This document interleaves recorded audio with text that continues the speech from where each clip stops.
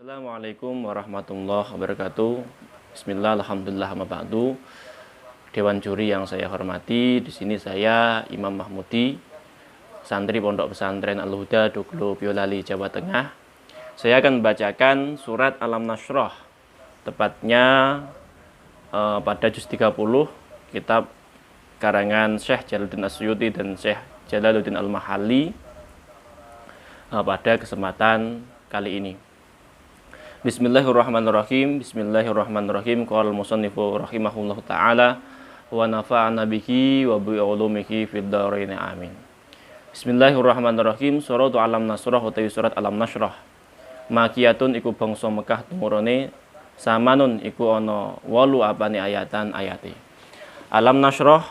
Bismillahirrahmanirrahim. Bismillah kelawan nyebut asmani Allah, Ar-Rahmani zat kang welas ing dalem donya lan akhirat, Ar-Rahimi zat kang welas asih ing dalam akhirat bloko. Sebelum kita lanjutkan, jadi yang pertama, ayat atau surat Alam Nashrah di sini merupakan surat Makiyah atau surat yang diturunkan di kota Mekah sebelum Kanjeng Nabi Muhammad hijrah di Madinah. Ada 8 ayat dalam surat ini. Diawali dengan Bismillah, menyebut asma Allah Subhanahu wa taala. Adapun selanjutnya Bismillahirrahmanirrahim. Alam Nashrah. Ana ta ora wis jebarake sapa ingsun. Istifhamu takririn, ai istifhamu takririn tegese rupane istifham kalimah tanya, takririn kang netepake ai sarahna tegese jebarake sapa ingsun laka maring sira ya Muhammad, he Muhammad. Sadraka ing dodo ira bin nubuwati kelawan dadi nabi wa khairiha lan liyane nubuwah. Yang pertama, dalam surat Alam Nashrah, ayat di sini menjelaskan kalimat tanya atau istifham. Allah bertanya kepada Kanjeng Nabi, Alam Nashrah, apakah tidaklah aku telah melapangkan dadamu ya Muhammad, wahai Muhammad, bin nubuwati, dengan bentuk Allah menjadikan Kanjeng Nabi sebagai nabinya Allah dan lain sebagainya. Itu. Terus kemudian yang selanjutnya wawadokna lan wis ngelebur sapa ingsun ayahatotna tegese ngelebur sapa ingsun la angka saking sira wizroka ing dodo ira. Alladzi kang ing qadha ngebut alladzi kang ing qadha wis ngebutake apa wizrok ay afqala tegese ngebutake apa wizrok zahraka ing dodo ira.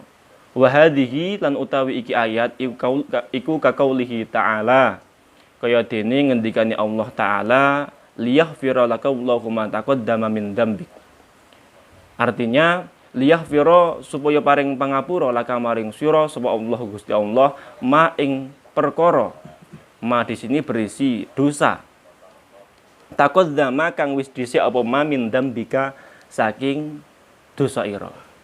Ayat selanjutnya setelah Alam Nashrah laka sadrak, Allah berfirman yang bunyinya wadakna, yang dimaksud wadakna adalah hapatna, yang artinya melebur. Allah menyampaikan kepada Kanjeng Nabi, dan telah aku lebur darimu apa? Dosa-dosamu. Yang dosa tersebut menjadikan Kanjeng Nabi berat dalam zahraq, atau disebut di sini zahraq adalah punggungnya Kanjeng Nabi. Ayat di sini sama halnya ayatnya Allah, firman Allah yang Allah firmankan yang bunyinya liyaghfira laka Allahu ma taqaddama min dzambik, yang artinya Allah memberikan ampunan kepada Kanjeng Nabi apapun yang hal yang tidak baik yang awal ataupun yang akhir yang dilakukan oleh Kanjeng Nabi. Jadi isi dari ayat di sini di antara hikmahnya adalah Allah di situ melebur dosanya Kanjeng Nabi dengan bentuk dosa di situ menjadikan Kanjeng Nabi itu berat. Berat dalam arti berat dalam hal berjuang dan lain sebagainya. Salah satu hikmah dari ayat di sini adalah jadi ketika seorang muslim, seorang hamba itu dia melaksanakan sebuah dosa atau memiliki sebuah kesalahan kepada Allah, maka efeknya adalah diantaranya akan timbul sebuah madorot atau sebuah kegelisahan dalam diri, dan akan membuat dirinya itu tidak tenang. Itu sehingga Allah menekankan kepada Kanjeng Nabi bahwasanya Kanjeng Nabi adalah salah satu nabinya Allah yang diampuni segala dosa-dosanya. Sehingga di sini Allah memberikan kegembiraan kepada Kanjeng Nabi untuk tidak risau terhadap apa yang dilaksanakan Kanjeng Nabi, karena Kanjeng Nabi adalah salah satu Abdullah, Nabiullah yang maksum dalam arti apa? Dijaga oleh Allah Subhanahu wa ta'ala. Itu ayat yang kedua. Terus kemudian yang selanjutnya Allah berfirman, wa rafa'na lan wis junjung sapa ingsun laka maring sira dzikraka ing dosa ira bi antadzkura kelawan arab yen to den sebut sapa sira ma'adzikri sartane nyebut ingsun fil adzani ing dalam adzan wal iqamati lan iqamah wa tasyahhudi lan tasyahhud wal khutbati lan khutbah wa khairuha lan sakliyane mengkono adzan wal iqamah ila akhirih. Selanjutnya di sini setelah Allah berfirman atau memberikan sebuah penegasan kepada Kanjeng Nabi bahwasanya Allah mengampuni segala bentuk kesalahannya Kanjeng Nabi yang berupa dosa, dan itu sesungguhnya tidak mungkin terjadi oleh Kanjeng Nabi yang membuat Kanjeng Nabi gelisah. Selanjutnya Allah berfirman wa rafa'na laka dzikrak, yang artinya aku Allah mengangkat kamu dengan bentuk disebutnya kamu. Dalam tafsir ini Syekh Jalaluddin As-Suyuti beliau menyampaikan bi antadzkura ma'adzikri, dengan bentuk Kanjeng Nabi disebut ma'adzikri seperti halnya disebutnya Allah, baik di mana? Baik fil adzan wal iqamah wat tasyahhud wal khutbah. Semuanya ketika seorang muslim adzan, hayya 'alas shalah, asyhadu an la ilaha illallah wa asyhadu anna muhammadar rasulullah, antara Allah dengan Kanjeng Nabi disisihkan. Itu merupakan bentuk Allah memuliakan Kanjeng Nabi dengan mensisihkan asma Allah dengan asmanya Kanjeng Nabi. Selain itu wal iqamah ketika qomat juga sama seperti halnya seperti itu. Wa tasyahhud ketika tasyahhud seperti tadi asyhadu an la ilaha illallah wa asyhadu anna muhammadar rasulullah. Kanjeng Nabi disebut oleh Allah di sisi asmanya Allah Subhanahu wa taala. Nah ini perlu kita fahami bahwasanya diangkatnya Kanjeng Nabi dari dari ketidakpopuleran bahasanya di penduduk bumi ataupun penduduk langit, terutama di penduduk bumi. Itu Kanjeng Nabi diangkat sehingga orang Eropa kenal Kanjeng Nabi, percaya kepada Kanjeng Nabi, Asia percaya kepada Kanjeng Nabi, seluruh muka bumi iman kepada Allah lewat lantaran Kanjeng Nabi. Di situ dengan lantaran apa? Dengan lantaran diampuninya segala dosa-dosanya Kanjeng Nabi. Sehingga perlu kita aplikasikan dalam diri kita ketika kita ingin menjadi seorang hamba yang diangkat derajatnya oleh Allah Subhanahu wa taala, maka hendaknya kita harus nantiasa meminimalisir dosa. Dan ketika beribadah mungkin awalnya kita masih dalam kategori hamba yang ibadahnya karena khauf, karena takut kepada Allah.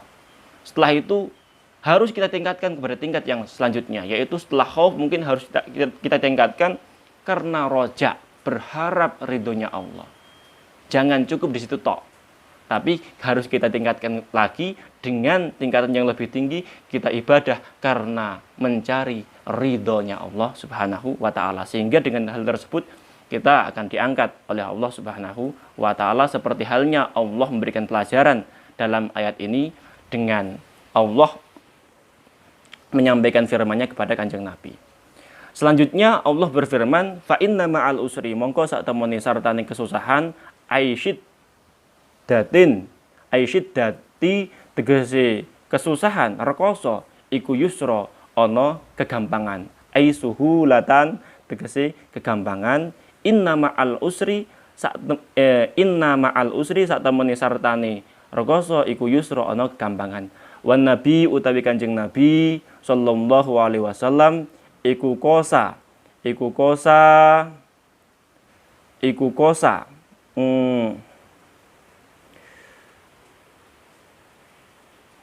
minal kufari saking pira-pira wong kafir ay syiddatun tegese rekoso summa hasola tumuli hasil lahu kadhe Kanjeng Nabi apa al yusra kegampangan binasrihi kelawan katulungi Kanjeng Nabi alaihim saking kafirun waman ma'ah.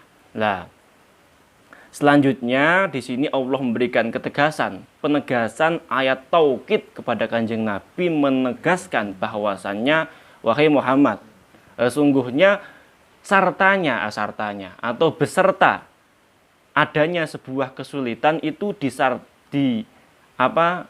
dibarengi atau disertai dengan adanya kemudahan.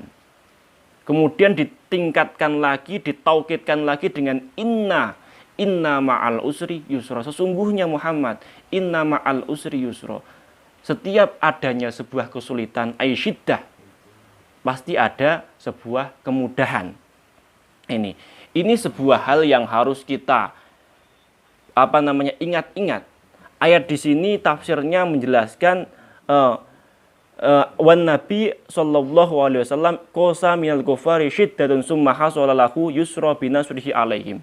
Pertamanya Kanjeng Nabi itu adalah sosok seorang hamba Allah, Nabiullah yang disulitkan, disusahkan dalam berdakwahnya, ditentang oleh keluarganya, bahkan masyarakatnya. Tapi dengan adanya kesabaran, ketabahannya Kanjeng Nabi, senantiasa tawakal kepada Allah Subhanahu wa taala, maka akhirnya endingnya summa hasolalah.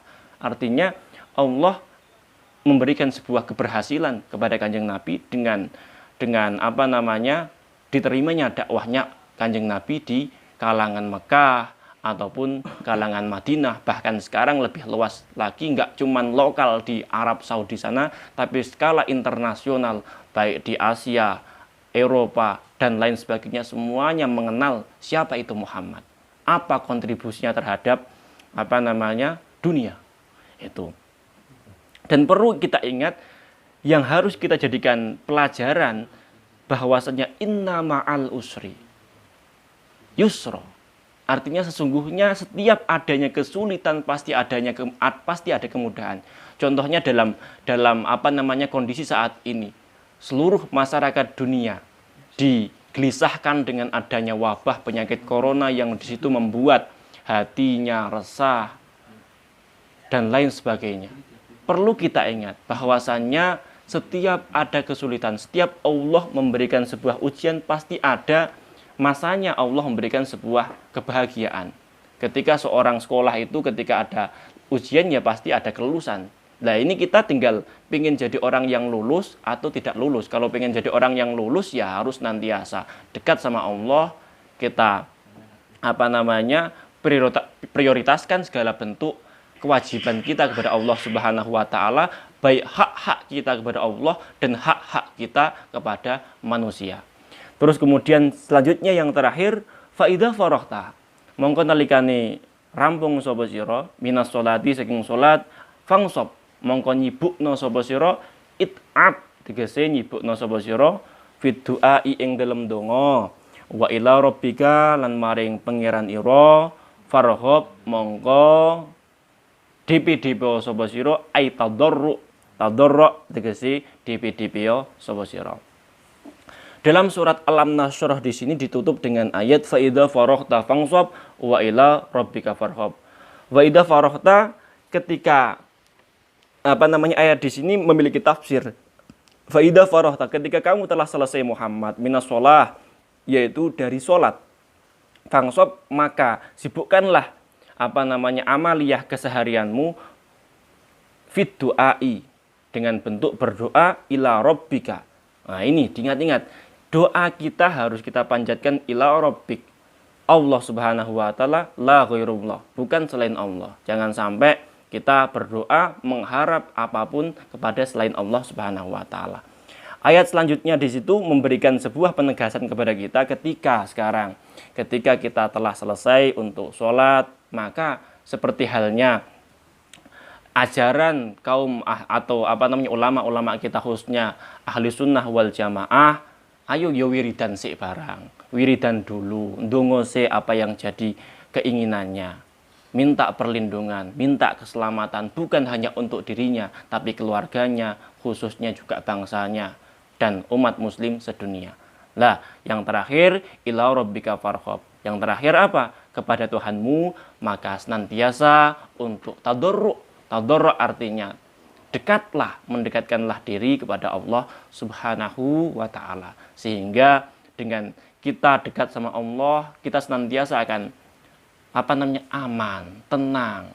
Karena tidak ada sandaran yang lebih enak, yang lebih nyaman untuk kita sandari kecuali hanya Allah Subhanahu wa taala. Karena kita adalah Abdullah dan perlu kita ingat, marilah senantiasa kita menjadi seorang yang takwa kepada Allah Subhanahu wa taala dengan bentuk takwa, at-taqwa huwa al-qaim dengan menjadi seorang takwa kita menjadi seorang yang soleh. Soleh artinya apa? As-solihu al-qaim bi hukukillah wa bi hukuki abdi. Artinya apa? Dengan bentuk kita senantiasa melaksanakan apapun yang menjadi kewajiban kita kepada Allah Subhanahu wa taala dan senantiasa memberikan sebuah kontribusi kemanfaatan kepada abdi, artinya kepada hamba-hambanya Allah sesama manusia. Hubungan basyariah kita harus baik, kemudian hablum minallahnya kita dengan baik juga, sehingga semoga kita senantiasa dalam kondisi saat ini Allah memberikan keselamatan untuk kita semuanya,